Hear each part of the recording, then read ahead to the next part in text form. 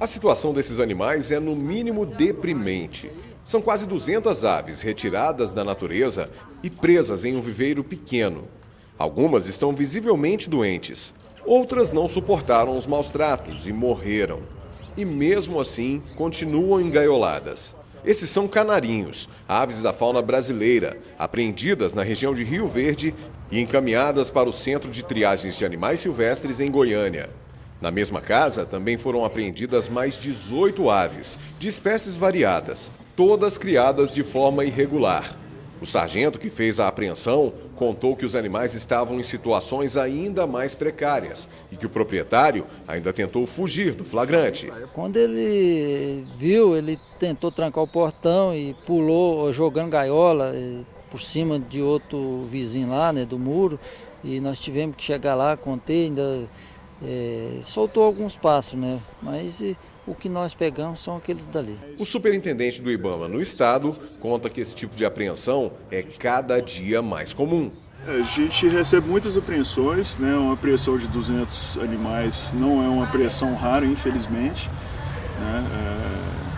Acho que o recorde foi bem maior do que isso. Infelizmente o tráfico ele não respeita mesmo, né? Não se preocupa nem com o produto que ele vai vender. Né? Você vê o estado que os animais chegaram todos estressados, doentes, né? Alguns mortos e os mortos junto na gaiola. Então assim, você vê que é cruel, né? Mas aí a gente consegue fazer o tratamento e reintroduzir esses animais. No ano passado, quase 5 mil animais foram recebidos aqui no Centro de Triagens de Goiás. A grande maioria vem de apreensões em residências. E a maior parte são aves, especialmente papagaios e araras. Infelizmente, o brasileiro ainda tem essa cultura arraigada ainda, né? De ter um animal silvestre em casa, né? Um papagaio para poder conversar, um canarinho para poder ouvir ele cantar, né?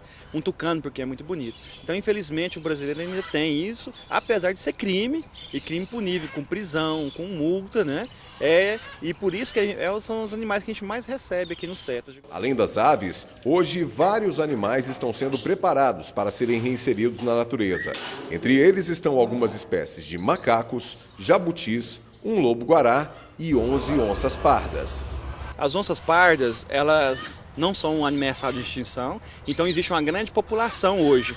E a onça parda, o habitat dela é um cerrado aberto, ela não precisa de florestas. Ela vive em campos, né, áreas descampadas. Então ela ocorre muito em pastos, em lavouras. Então o que acontece com o desenvolvimento da agricultura é que esses animais acabam entrando em atrito com o ser humano de alguma forma, né? Ou eles incomodam no quintal de casa, pegando criação, né, galinha, cachorro, essas coisas.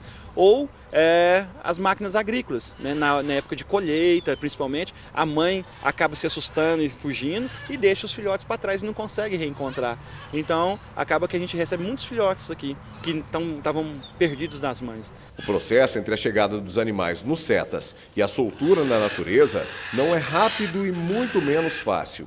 Muitos deles precisam reaprender a sobreviver sem a influência dos seres humanos. A primeira coisa que a gente faz é uma avaliação desses animais. Então a gente entra com um cuidado de emergência, que é basicamente água, alimentação e uma vitamina para esses animais recuperar, diminuir o estresse e recuperar desse processo todo que foi a captura da natureza e manutenção ilegal, essa quantidade muito grande de animais. Eles vão ser encaminhados para os recintos para começar o treinamento de voo para soltura. Se os animais já estiverem voando, é mais fácil e mais simples. Em uma semana, um mês, a gente já consegue devolver esse animal para a natureza. Alguns animais demoram mais tempo e a gente precisa fazer todo o treinamento de voo. Ele não voa não é porque ele não quer, é porque não consegue.